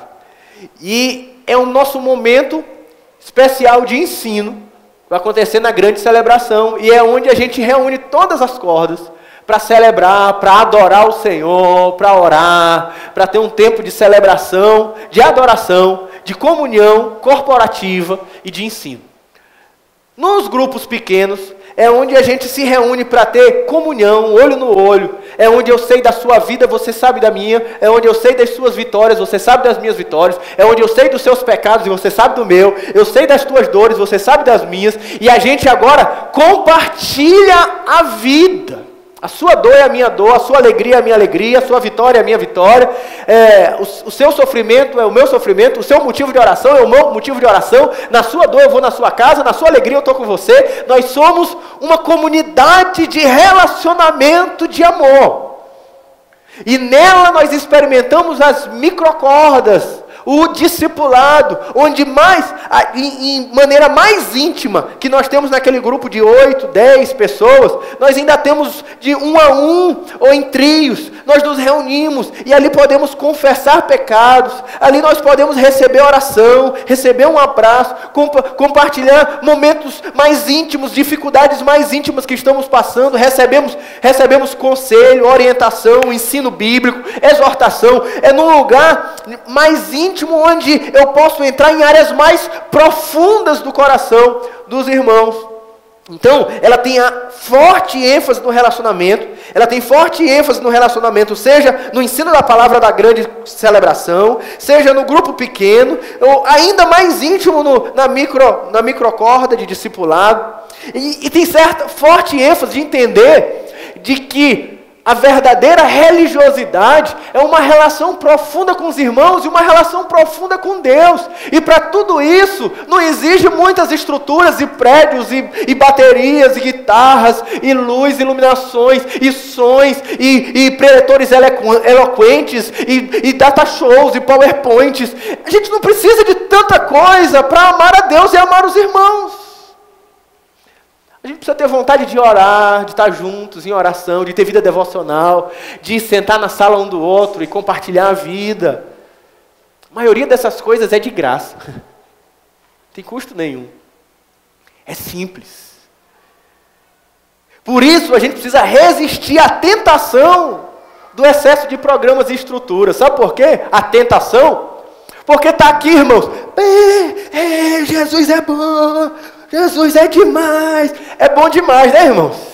Tá aqui, aí o irmão da guitarra vem aqui, e a gente, glória a Deus, aí a gente acha bom demais, aí vem um pastor lá de São Luís, Deus é contigo, irmão, aleluia, vamos pra frente, é tão gostoso, a gente volta pra casa, mastigando o prego, nós vamos pra frente, é bom demais. Agora, cuidar de discípulo, irmão, é tranqueira, né não? Ah, você ri, é? Tranqueira. Vim para o culto é 10. Cuidado do irmão, você está lá, trabalhando com ele, de repente ele entra em crise. Não quero mais nada. Irmão, Estou perdendo a minha fé. Aí quando você está pensando que ele vai crescer, agora ele vai avançar, ele entra em crise emocional. Não estou com vontade de orar, irmão, não estou. Eu caí em pecado. Aí você tem que ir lá, irmão, vamos aqui, vamos para a palavra, e dá trabalho. Aí quando você vê, você está investindo tanta vida nele, aí ele se magoa, porque você disse uma coisa dura, aí ele se magoa. Aí você tem que ir, irmão, vamos se entender aqui. Meu irmão, me perdoa, porque a gente tem que andar junto. E aí a gente vai... mas dá trabalho, né? Ainda tem aqueles, o novo convertido, acabou de chegar, cheio de carrapicho, bebezinho, ainda faz xixi na calça. E quando faz xixi na calça, cocôzinho na calça, ainda é de madrugada, te liga de madrugada. Irmão, briguei com a minha esposa, ela está saindo de casa. Então, meu Deus do céu, mas isso é hora, não dá para brigar de dia, meu irmão. Cuidar de gente dá trabalho, e porque dá trabalho a gente não quer. Porque dá trabalho, a gente prefere ficar... O que a gente prefere? Dá muito menos trabalho. Toca guitarra. Guitarra não me magoa. Gente magoa a gente, né? Por isso que muitos de nós preferimos o ministério. A gente prefere música, eu prefiro dar aula, eu prefiro pregar, eu prefiro cuidar da recepção, do que cuidar de gente.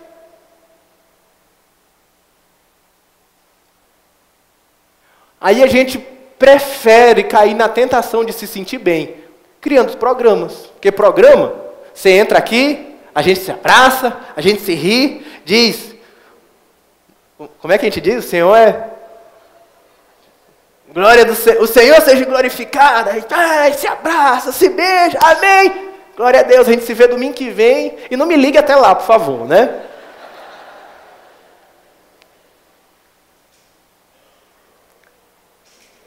Mas será se é assim que a gente quer ser igreja? Ou será se é isso? A gente vai querer limitar a nossa relação com Deus só à religião?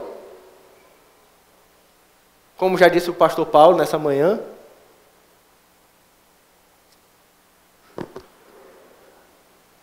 Eu acho que é tempo da gente voltar para a Bíblia e voltar para o padrão de viver a igreja conforme a palavra de Deus. Eu já falei quanto tempo, pastor Leão, eu perdi o meu controle aqui. Eu me esqueci que horas eu comecei. Que horas eu comecei, irmão? Pastor Guedes? Cadê o pastor Guedes? Eu já falei quanto tempo aí, pastor Guedes? Se eu ter noção aí, eu vou até que hora? Eu me perdi. Mais 20 minutos, é? Tá bom, tá bom. Só para eu saber se tu tá me enrolando, eu já falei quanto tempo. E aí, irmãos?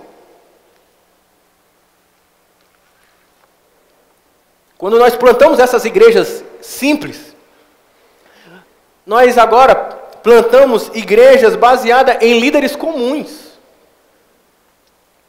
A igreja em cordas, as estacas em cordas, o modelo 7, que é como vocês têm desenvolvido o modelo de vocês aqui, eu acho vibrante a ideia de vocês, a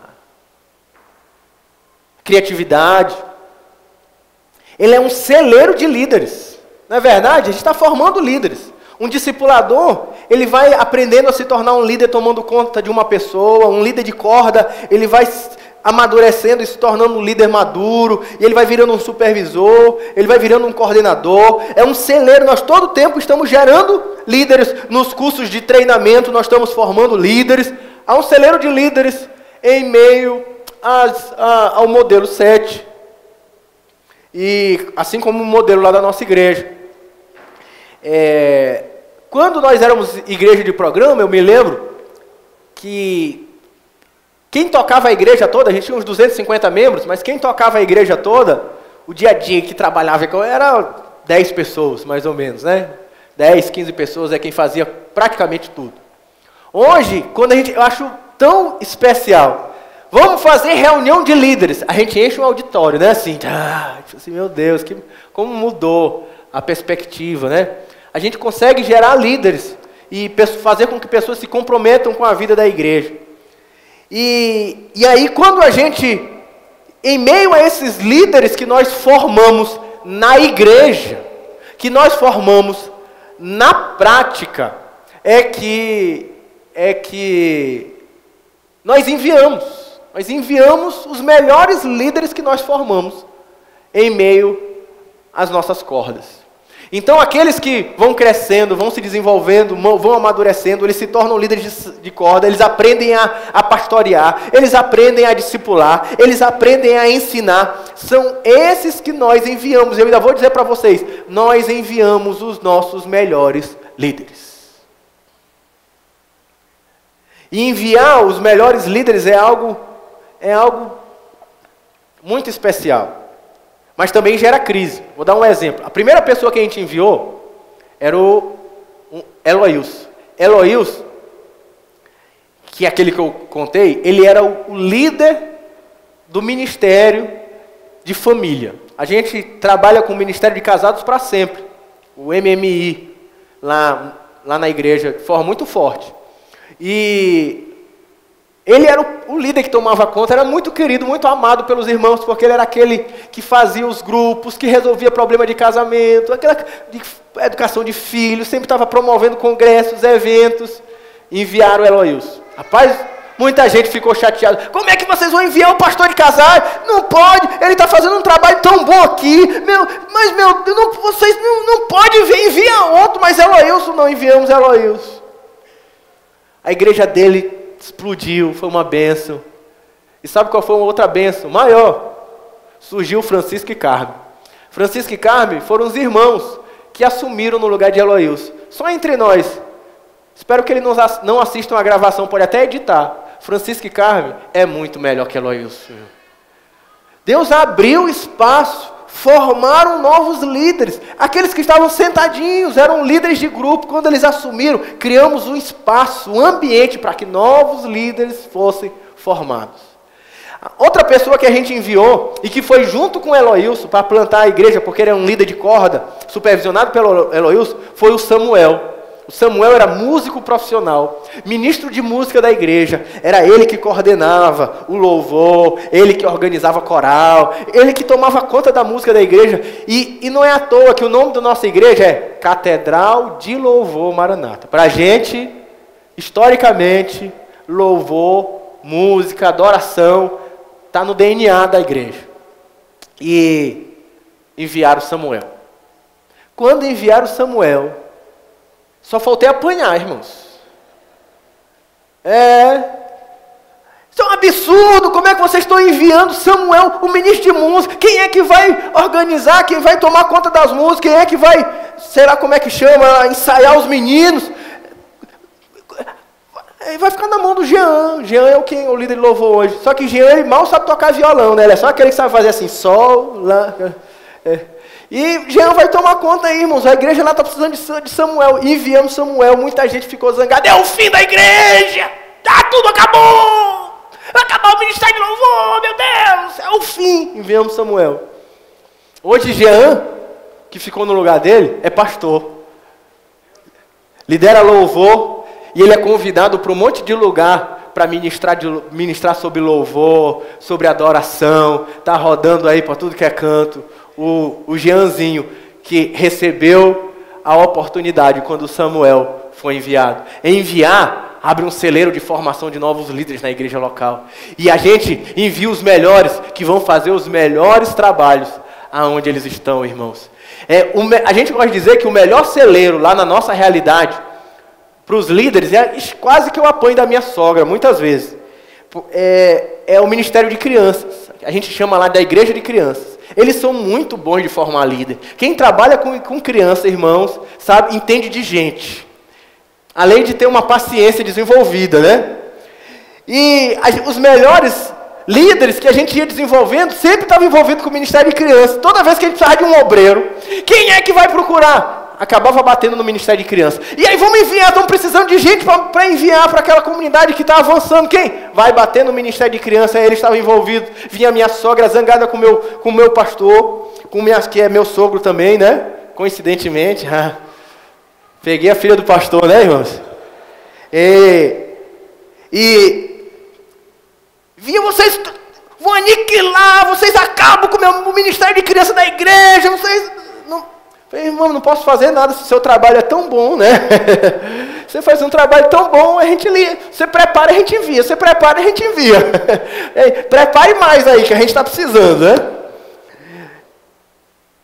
E o que a gente faz com esses líderes simples? Assim, mas como é que é? Pastor, eu estou achando tão legal, eu já quero enviar minha corda, eu já percebo que a minha corda é estratégica, vamos plantar uma estaca na minha corda, talvez seu coração já está vibrando aí, mas você pensa assim, mas eu? Quem sou eu? Eu vou plantar e vou pedir para o pastor Paulo, o pastor Livre ir lá assumir a estaca que eu vou plantar. Irmãos, sabe o que aconteceu? A gente pega líderes simples, como a irmã Miriam, que hoje é uma das nossas missionárias, toma conta lá da congregação, ela que toma conta da congregação lá. E o que a gente faz? A gente pega a irmã Miriam, que já tinha um treinamento de líder de corda, já tinha experiência de pastorear na prática, e agora estava tomando conta de uma das nossas congregações, das nossas estacas. A gente manda ela para o seminário. A gente não primeiro dá preparo teológico para enviar. A gente dá preparo prático que ela adquire na vida da igreja. Ela aprende a pastorear na igreja, porque seminário teológico dá preparo teológico, dá preparo de vida pastoral é a igreja. Depois que a pessoa tem preparo como crente, como pastor na prática, a gente dá preparo teológico já na prática. Ela já vai estudando e já vai pregando, ela já vai estudando e já vai botando em prática lá na congregação que ela está tomando conta. E a gente acabou sendo forçado a formar um centro de treinamento local que a gente tem, que a gente forma, como vocês têm centro de treinamento, a gente forma os nossos obreiros que já estão na prática, que a gente chama eles de obreiros. Quando alguém vai assumir uma congregação, que é como nós chamamos, a gente não ordena logo ele ou nomeia pastor, a gente chama de obreiro, porque ele entra nesse período ele está tomando conta de uma estaca e ao mesmo tempo ele está recebendo treinamento. Enquanto isso nós chamamos ele de obreiro. E a gente estabelece uma forte rede de mentoria. Ele não anda só.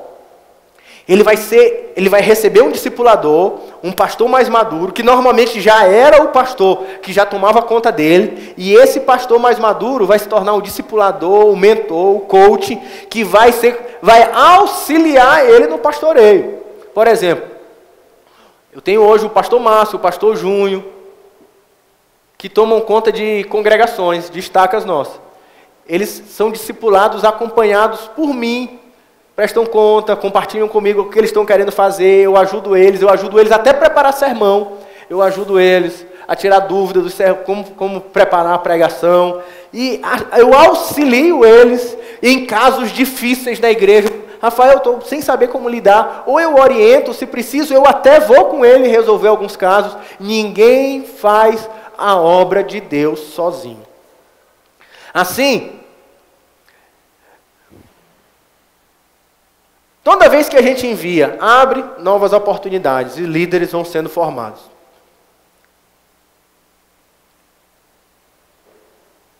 Pode ir passando, você vai... envie seus melhores líderes.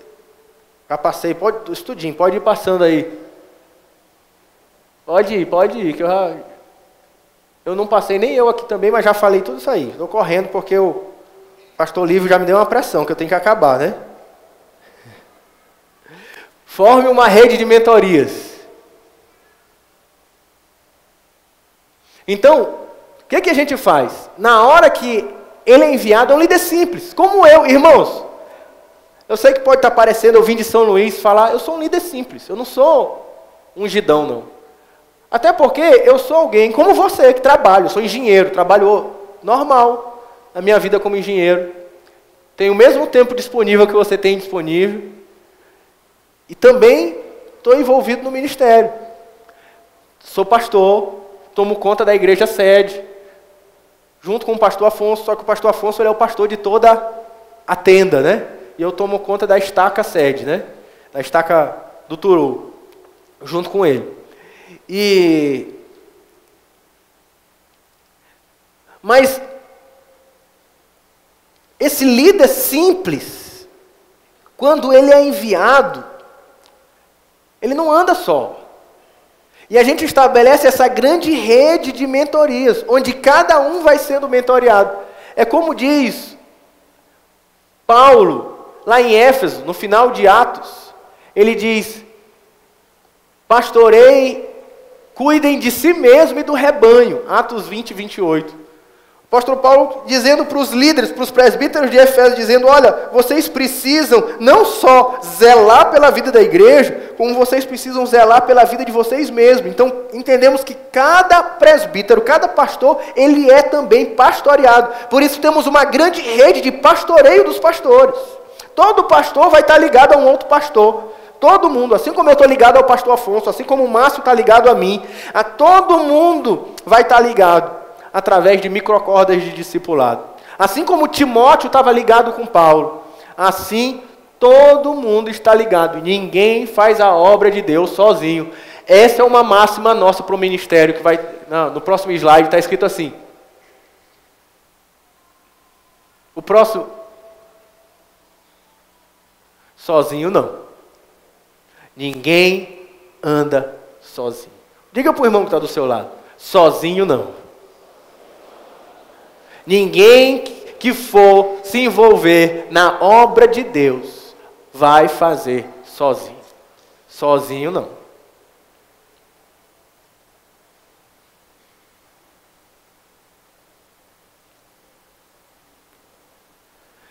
E assim, a nossa característica, pode passar para mais um. A nossa característica, então, ou a nossa perspectiva é de que igrejas simples, elas são igrejas de baixo custo de manutenção. Ah, mas a gente precisa de um orçamento muito grande para plantar a igreja, é muito difícil. Irmãos, e dinheiro no assunto plantação de igreja, ele não precisa ser um assunto assim tão importante. Ainda que ele é necessário. A gente sempre precisa levantar, mas ele não é tão importante como a gente pensa que ele é. Porque pensa como é que funciona a plantação das nossas igrejas. A irmã... Estou usando a irmã Miriam como exemplo hoje. A irmã Miriam foi lá para o Parque Vitória. Ela tinha uma corda. A corda se reunia nas quartas-feiras na sala da casa da irmã Zezé. E o culto só tinha uma corda. Acontecia onde? Na casa da irmã Zezé. Tudo no mesmo lugar.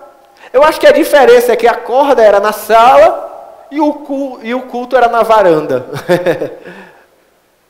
A diferença era essa, na garagem, né? Abria o portão, botava as cadeirinhas assim e fazia o culto.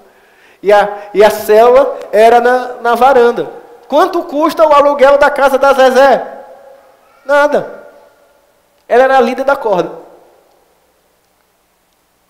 Quem é que tomava conta daquela congregação? A irmã Miriam. Quanto custava o serviço da irmã Miriam? Nada, era voluntário. Ela era dona de casa. O marido dela que tomava conta de tudo lá, e ela foi voluntariamente tomar conta da igreja. Hoje não, hoje ela é pastora tempo integral.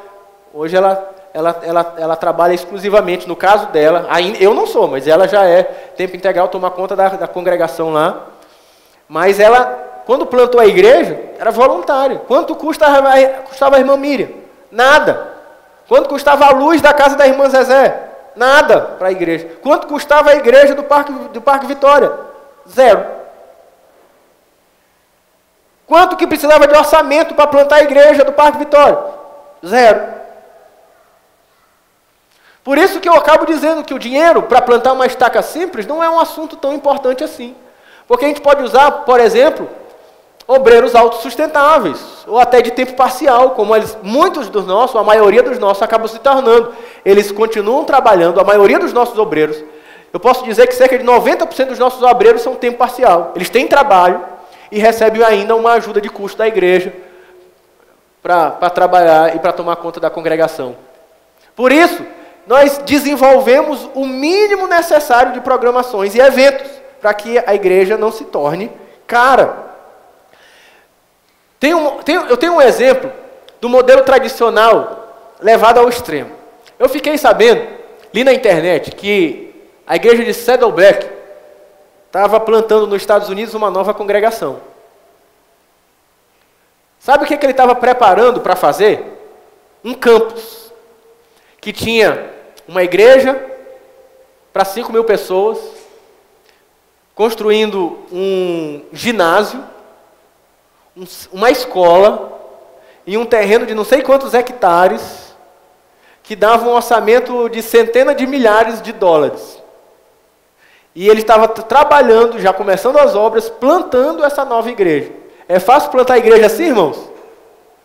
A Maranata consegue plantar a igreja assim? Talvez aí entre com o Senhor, vai na frente, né? Um orçamento aí de 200 mil dólares, né? Para plantar uma igreja nova. Eu estou dizendo que é proibido fazer isso? Não, eu estou dizendo que só o Rick Warren consegue fazer isso. Na realidade dele, eu não. Mas plantar a igreja simples, que foi plantada numa casa, que tem um obreiro de tempo parcial, que não tem despesas, até eu consigo. Quanto mais vocês, que são muito mais inteligentes do que eu. E outra característica que eu não comentei ainda, é que nós nos tornamos uma igreja. É uma ênfase nossa, como nós queremos, somos relacionais, é uma máxima da igreja, somos simples e relacionais, nós nos tornamos igrejas comunitárias. Entendemos que a função do nosso pastoreio como igreja, não como pastor, como igreja, que quem é o pastor da igreja, irmãos? É Jesus, né? Usando o seu corpo na terra, todos nós. Como igreja, nós somos pastores da comunidade onde estamos inseridos. Então, a gente se envolve com a comunidade, a gente cuida da comunidade. Eu não vou ter tempo para explorar a perspectiva bíblica disso, vou compartilhar a nossa experiência. O que a gente faz? Por exemplo, a irmã Deusimar, a igreja Santa Bárbara, não tinha coleta de lixo. A igreja se mobilizou, levou coleta de lixo para o bairro. A gente faz limpeza de praça. A gente faz pintura de delegacia. A gente cuida da irmã que está lá com problema de doença, necessidade de cesta básica. A comunidade vai lá e supre as necessidades daquela irmã. Nós nos envolvemos com a necessidade da comunidade. Recentemente, nós temos uma igreja numa área de palafitas, na invasão do Japão, no Ipaz, em São Luís. A ponte das palafitas, você sabe o que é palafita? Sabe? Aquelas casas que são feitas em cima do mar, do rio, que elas são de madeiras, com as estacas. A ponte da palafita era, para conseguir chegar na nossa corda, que era dentro da palafita, ela era problemática. Então o que a gente fez? A gente resolveu servir aquela comunidade de palafitas, a nossa igreja se mobilizou e a gente reconstruiu a ponte. Por quê? Porque entendemos que somos uma igreja da comunidade. E quando nós começamos a pastorear a comunidade, nós ganhamos o coração da comunidade.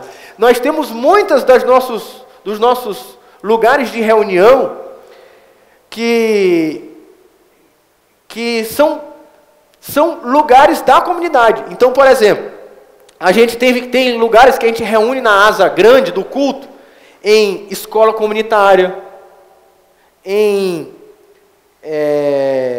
associação de moradores de bairro. E a gente, quando entra, a gente inclusive dá uma pintada, dá uma melhorada, às vezes bota piso, coloca um forro. A gente se relaciona com a comunidade com a gente ganha a comunidade, a gente usa o ambiente da comunidade, e porque a gente ganha e ama a comunidade se aproxima da igreja, e a gente pode evangelizá-las e trazê-las para Cristo. É tão precioso, irmãos, quando nós de fato passamos a ter essa perspectiva comunitária. A nossa igreja, todos os sábados de manhã,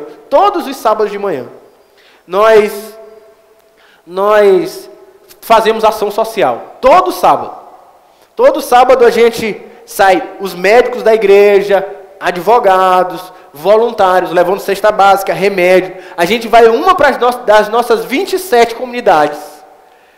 Normalmente a gente não faz no prédio da igreja, muitas vezes a gente faz no centro comunitário, ou numa associação de moradores. A gente senta lá, doutor Afonso que é médico, Taliane que é médica, vai, às vezes Lorena que é advogada, Rossana, minha esposa, que é dentista, com outros dentistas da minha célula. A gente se reúne e a estaca divulga na comunidade para algumas pessoas, elas vêm, recebem atendimento médico, odontológico, orientação jurídica, a gente leva a cesta básica, tem uma equipe de serviço que às vezes vai pintar a casa de alguém, cortar a árvore da casa de uma senhora que já é idosa e mora só, e a gente faz essas grandes movimentos de amor e comunitários naqueles bairros, e a gente vai ganhando aquelas pessoas em amor. É uma maneira de evangelizar que nós gostamos de dizer que é mais do que dizer Jesus te ama.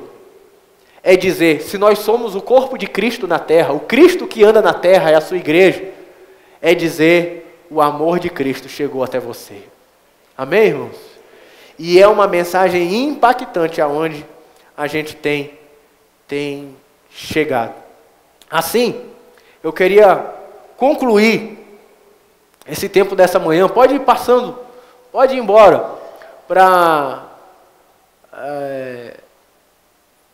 sendo uma rede de igrejas simples. Aí. E eu vou concluir bem aqui nessa manhã.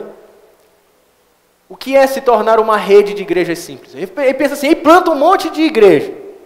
O que faz com isso?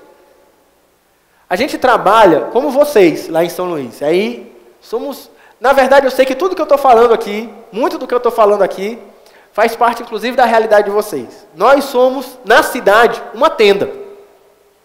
A Catedral de Louvor Maranata é uma só, na cidade toda. E cada uma daquilo que nós chamamos de congregação, vocês chamam de estacas. E nós somos uma igreja, uma tenda só, formada por muitas estacas. Hoje 27. E todo o pastoreio a gente faz como se fosse, apesar de que cada igreja dessa tem vida administrativa própria, a gente faz o pastoreio como uma igreja só. Eu me envolvo, sendo da estaca do Turu, eu me envolvo com os problemas das outras estacas, as outras estacas se envolvem com os problemas da minha estaca. Nós somos parceiros em todo o processo. Nós somos uma só tenda, por meio de muitas estacas. E agora a maneira que a gente faz é uma maneira chamada de rede. É diferente de uma maneira chamada de denominação. Como é que a gente faz rede? Rede nós nos reunimos todos, somos parceiros, nós temos o nosso presidente, que é o pastor Afonso, mas a gente compartilha de tudo. A gente compartilha, às vezes, até a estrutura. A estrutura de uma estaca ajuda a necessidade de outra estaca. A gente compartilha tudo. Então, a gente pode ser... Eu proponho aqui 3 maneiras de fazer isso. Então, pode ser uma rede de igrejas satélites, ou seja, é uma igreja-mãe com igrejas como se fosse núcleos de pregação, mas tudo uma igreja só, uma tenda só. A outra maneira que pode fazer, que não é o caso de vocês, que você já tem uma estratégia, é uma rede de igrejas independentes, mas que se reúnem de maneira independente para compartilhar as suas experiências, e uma abordagem combinada que pode acontecer das duas maneiras. Então, irmãos, assim que nós temos plantado igrejas em São Luís, e dessa maneira que nós saímos de 3 congregações em 2010 para 27 congregações em 2014, e saímos de 1.000 membros mais ou menos 1.000 membros em 2010 para cerca de 3.000 membros em 2014, em 4 anos.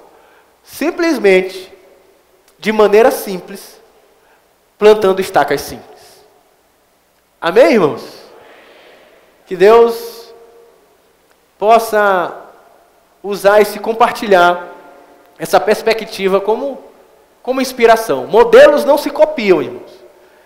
Não acho que é possível pegar modelos. Vamos fazer igual o São Luís aqui, ou eu vou fazer em São Luís igual a IEM faz aqui, mas que esse modelo possa inspirar seu coração, inspirar pastor Paulo, os pastores, a ter a ousadia e coragem, tanto eles como vocês, de enviarem líderes de cordas, obreiros, supervisores, espalhando por toda a cidade de Marília, e quem sabe por cidades da região, plantando estacas simples por toda parte, e alcançando multidões para Jesus, expandindo o reino de Deus, não para ter simplesmente uma grande igreja local, mas para ser uma grande rede, uma grande tenda de pequenas estacas. Amém, irmãos? Deus nos abençoe. Vamos orar? Eu vou convidar os pastores para poder assumir aqui a continuidade. Senhor, muito obrigado por esse tempo juntos.